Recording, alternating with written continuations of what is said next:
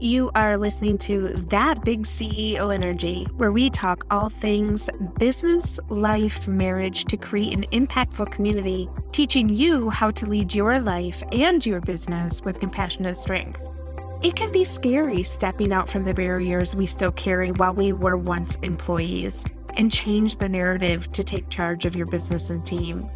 This podcast is a place for you to come to learn to do just that. From personal experiences, interviewing new friends, I hope that you will tune in to listen all that living that big CEO energy can offer you and your business. I'm your host, Callie, entrepreneur and fractional COO. Let's jump in. When you start having rumblings on maybe it's time to leave your career, quit your job, it really is a significant moment. And while it's normal to have challenges at work, there is this inherent deep feeling that happens and a lasting dissatisfaction towards your job that really should be explored within yourself. It's important to recognize the difference between when you are just sort of working through work and you're having a growing pain to now it's really time to leave because there are some specific things that are happening that I just can't get over. We've all been there at some point in our career. We've all had this experience of it's time to move on. And first of all, I just want to say to you, it's very normal. And it is okay to outgrow a position. Gone are the days where you would work for a company for 30 plus years and get a pension. Companies just aren't built that way anymore. And the structure of the company isn't built that way anymore. But really, you as a person and you developing personal growth often doesn't coincide with what the company is trying to do. And that's okay. But there are some key signs that when you are looking at moving on from a position, that you kind of have to reflect back on and really understand the difference between if it is just because you're having a bad month or a bad day, or if this is a continuum of what is happening day in, day out that is leaving you feeling this way.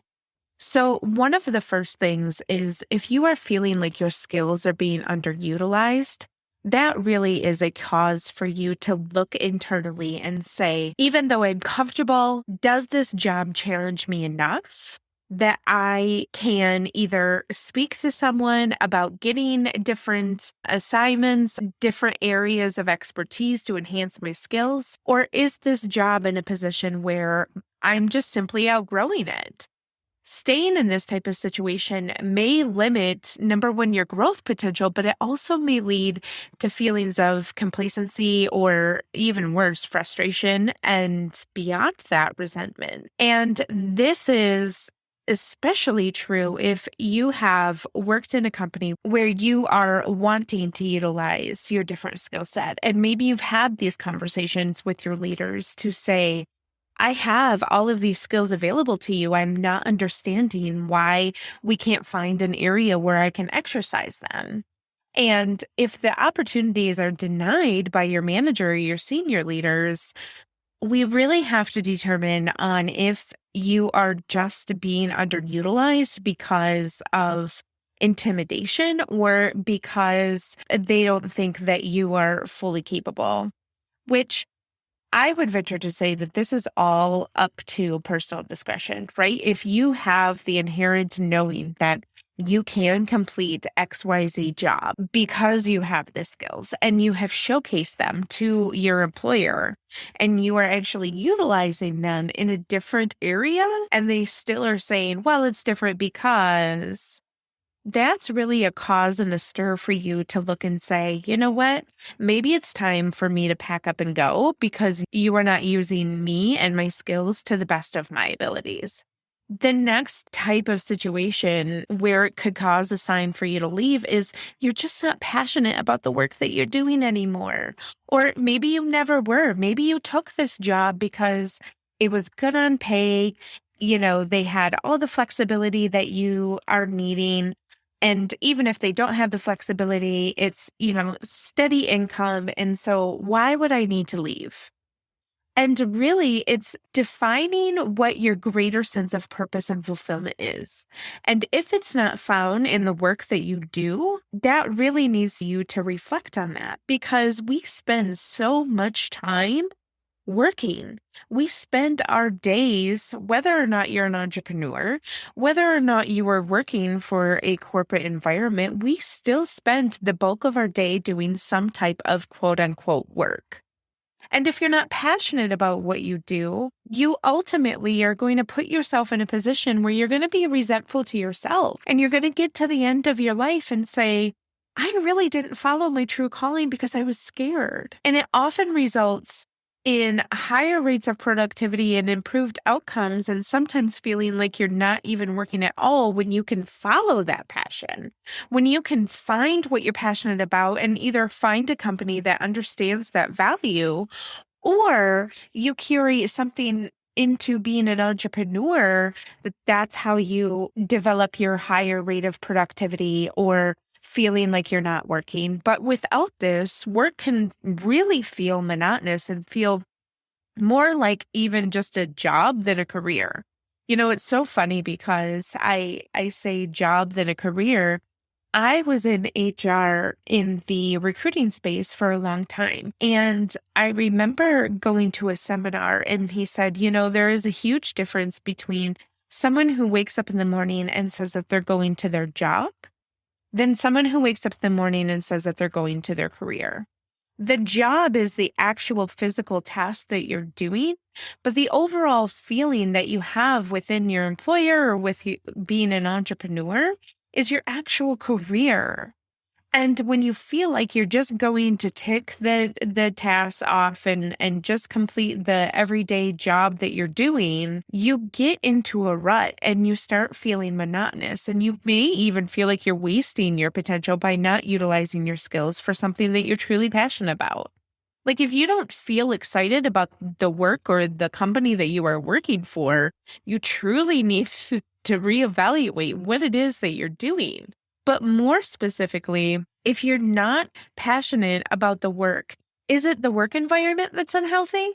We need to really step back and take a look at that also, because an unhealthy work environment has definite implications on whether or not your professional and personal happiness is going to be positive or negative. Let's just throw out the examples, right, of unhealthy work environments. That includes controlling management, which is like micromanagement, distrust and dishonesty from either your senior leaders or your coworkers. Maybe you're experiencing shaming or harassment of employees, or just overall not good communication. When you have ineffective communication, that really can break down your work environment way faster than anything else. And oftentimes, it includes high employee turnover.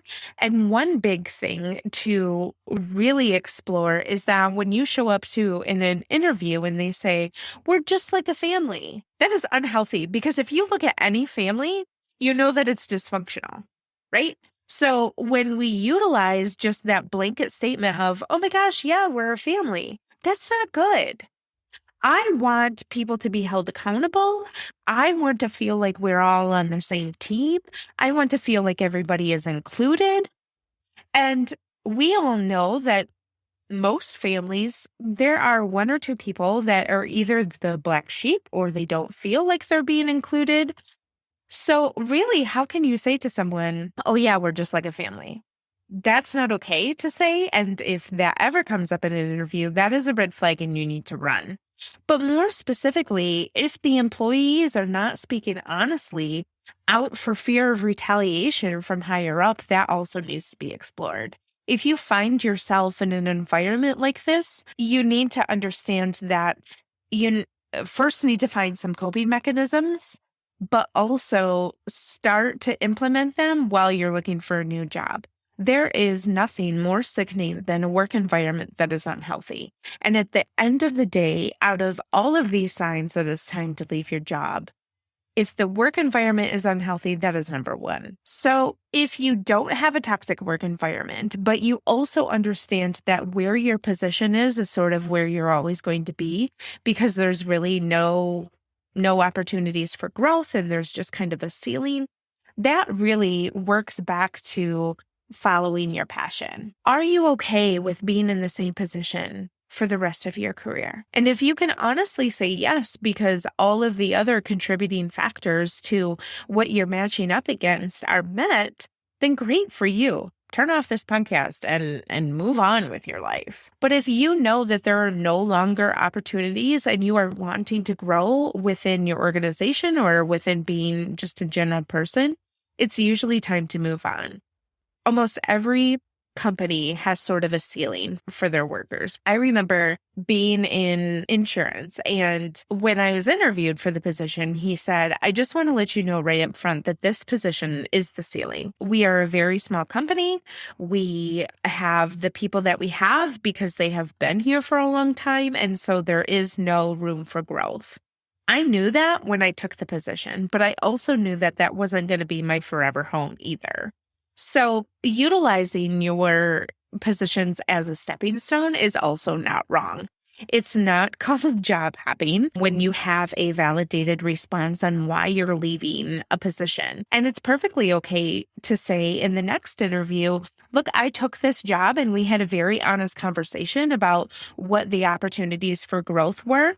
And I took this position because I knew that while there was no opportunities for growth, I had things to learn. I had things to really understand in my career, and I just wanted to learn a new aspect of my career. And so there's power in that, right? There's power in really identifying what the opportunities for growth are if you are a person that continually has a growth mindset. But before quitting, maybe reframe and have that conversation with your manager yet again and just request or gather some opportunities where you can identify if there is growth available. Because sometimes they will say that within the interview, but then things change, right? People leave, positions change, the company pivots. And so keeping high touch with your manager and just saying, hey, I just want to have an honest conversation. Are we still at the point where there's no opportunities for growth? And if it's a yes, then you have a decision to make. There is nothing worse than having your company's future in question when you are talking about leaving your job or not. And when we had just spoke about opportunities for growth, sometimes there are no opportunities for growth because companies experience the cycles of highs and lows. And if your company is significantly underperforming and they're in legitimate danger of closing, then obviously they're going to say there's no opportunities for growth because truly there's no opportunities for growth.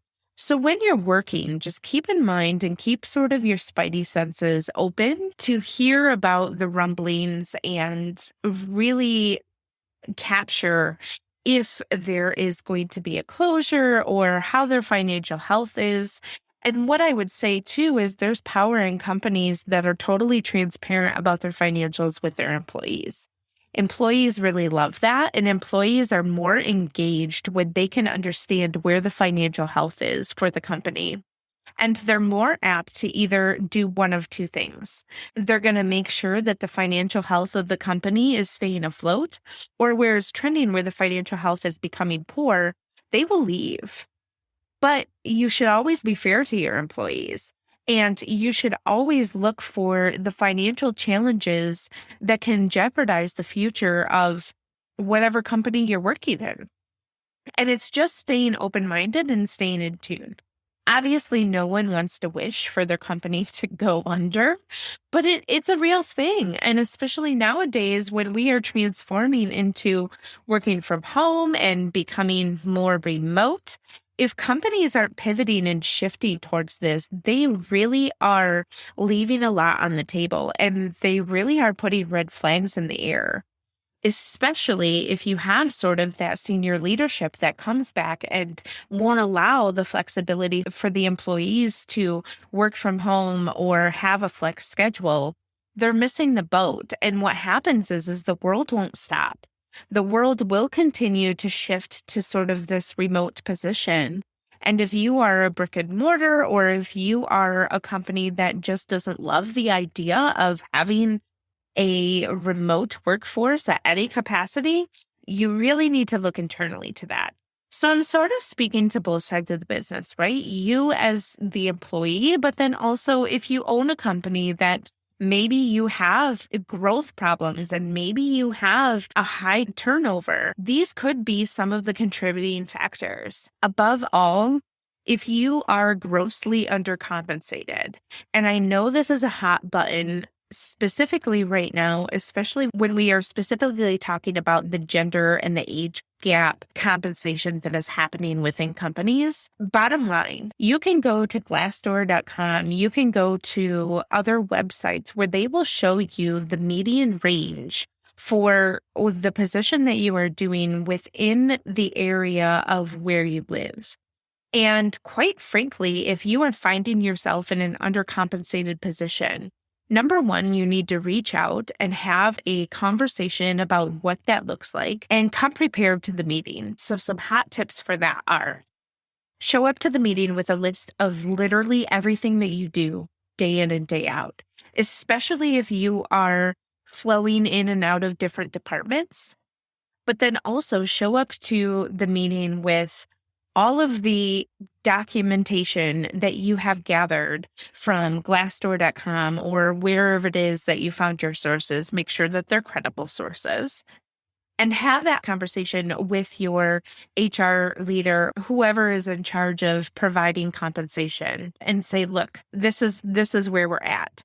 Now, some companies like to provide their employees with other non-financial fringe benefits. And to be very honest, those don't pay the bills, right? Pizza parties don't pay the bills. Gift cards don't pay the bills. A higher deductible, cheap insurance doesn't pay the bills.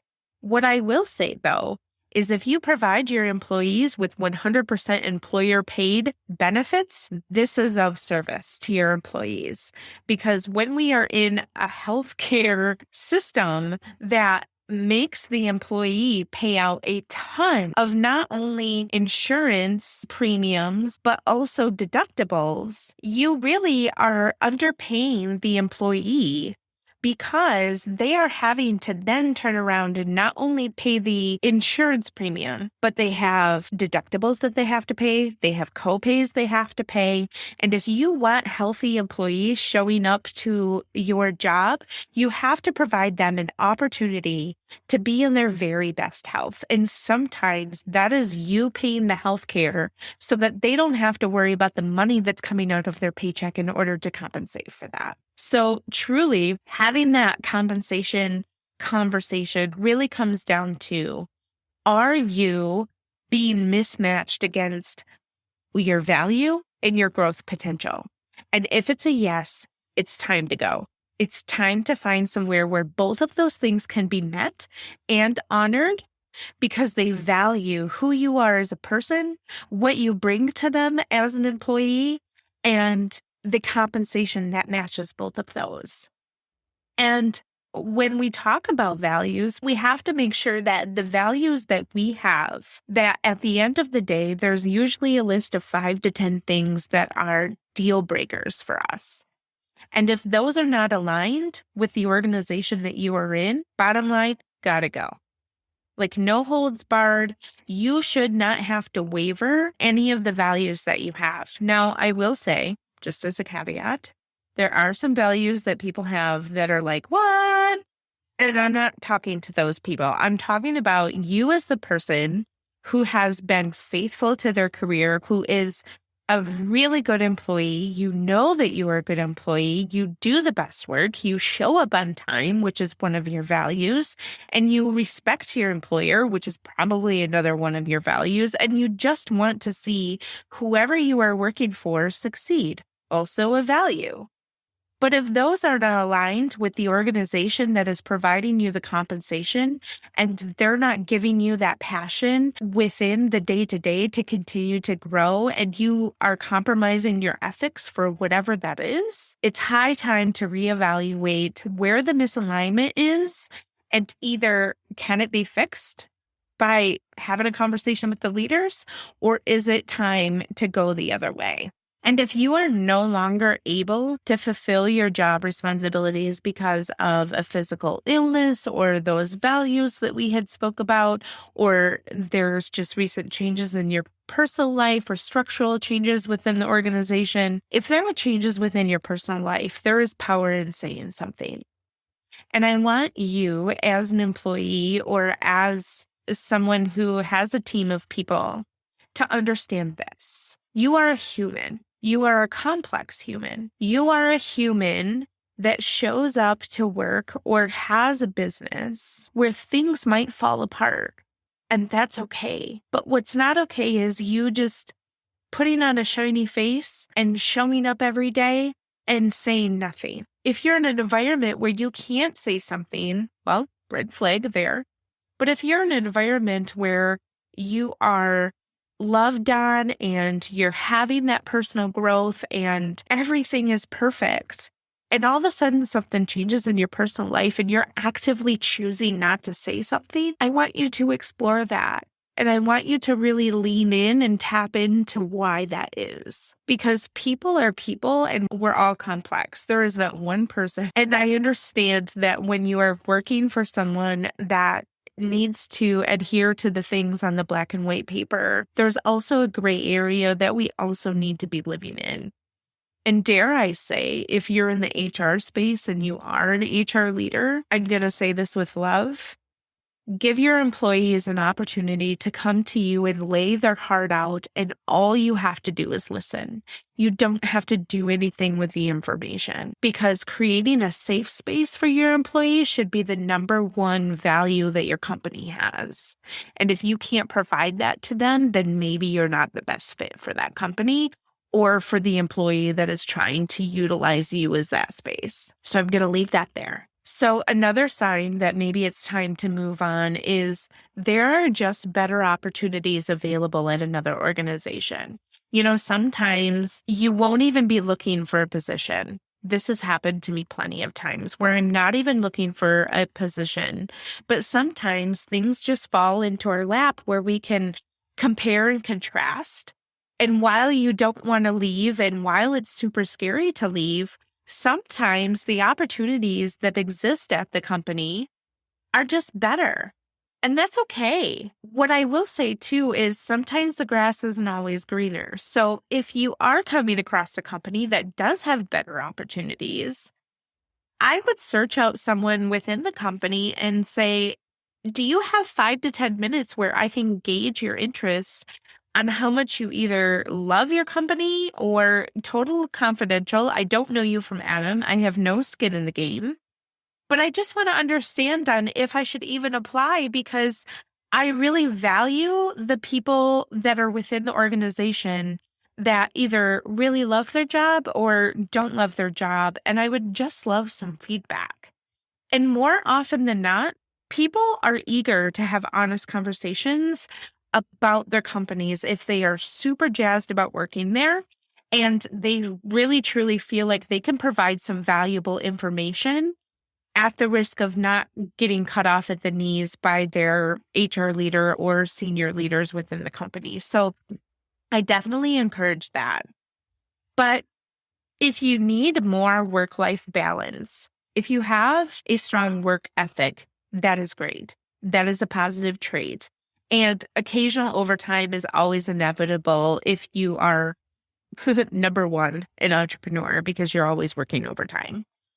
Or if you are an employee within a company. But if you find yourself working constantly, like day in, day out, this is a contributing factor too when you are an employee that is on a salary job and all of a sudden you're working on the weekends or you're taking your laptop home with you at night and now you're working in bed. When you find yourself working an excessive number of hours per week without the adequate work-life balance, even if you are salary, it truly can have negative consequences for your health and your well-being as your productivity and your work quality exists within the company. So if you're unable to sort of establish those boundaries and set more realistic expectations with your manager and honestly with yourself, researching job opportunities that provide a better work-life balance is not uncommon. And so one of the other things that I will say is when you are getting to the point where you feel like work-life balance is not balance at all, you truly dread going into work. You feel sad when the weekend is over, right? Sunday scaries are a thing, but it's not to be taken lightly. And while on social media, everybody is like, oh my gosh, Sunday scaries, that's not okay. You should feel energized and jazzed to get up on Monday and go to a place where you're going to have fun and you love your job and you love having the career that you have.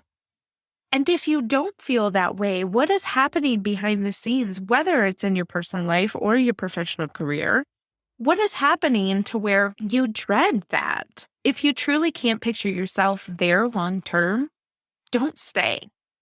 Find something else that is long term. Keep seeking. You know, when I was in corporate and I had finally gotten to the point where I was done, I knew that when I took the job, I wasn't going to be there long term because I was in a position where I needed a job quickly, first of all. But then also, some of the things that were happening there was not conducive to who I was as a person, the ethics that I carried within me. And overall, everything just felt super overwhelming. And it felt very stressful, not because of the actual work that was being done, but because of some of the behind the scenes things that were happening. But truly, if you're feeling overwhelmed or anxious at every little setback or problem that pops up, it may be a sign that you're headed towards burnout. And we all know what Callie thinks of burnout. So I just want to encourage you that if you are feeling any of these things, number one, start writing them down. Start really taking inventory on what is not conducive to who you are as a person from your employer. And when I knew it was time to use my energy elsewhere is when I had a screaming and a calling, and all I could think about day in and day out is being a business owner and running my own business and how I would show up every day. And I truly got to a point where I was daydreaming. And I finally got to the point where I thought, you know what? I am done daydreaming. Now it's time to put in the work. Now it is time to figure out how to get this thing off the ground. And I started making a plan. And that's truly, if you are in a position where you are in corporate and you're wanting to transition to entrepreneurship, or if you are wanting to transition to another corporate position, whatever feels right for you, you have to sit down and make a plan. You have to determine what it is that you are not willing to sacrifice about yourself, the core values that you carry, and what you're looking for in a prospective employer. Because just as important as it is for an employer to interview you, it is for you to interview the employer. That was a really hard sentence to say, but I think you guys got what I'm saying. You have to interview where you're working. You have to understand that when you are taking a position, it could potentially be for the rest of your working career. And while that is not the trajectory for everyone, that is the trajectory for a lot of people. And so if you are that person, you really need to take a step back and look at your entire career, your entire life, from that 500-foot view and say, what do I need to do to make this work? What are the things that I really need to fall in line with in order for me to either get a new position or make the one that I have a valuable and sustainable opportunity for myself? So what do you do now? And it's everything that I just mentioned.